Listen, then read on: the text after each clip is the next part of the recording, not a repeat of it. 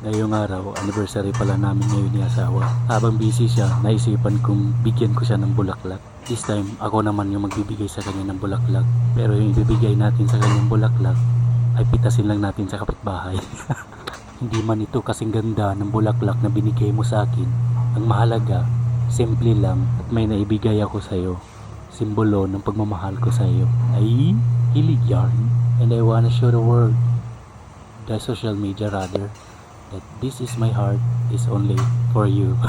Ay! At ito yung part na muntik na ako maiiyak sa sobrang kilig. Sarap niya na.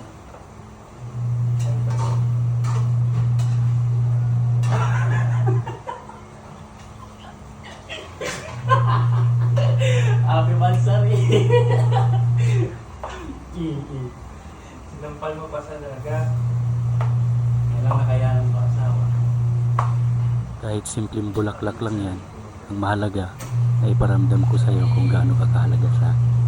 Love you asawa. Happy anniversary. Mwah.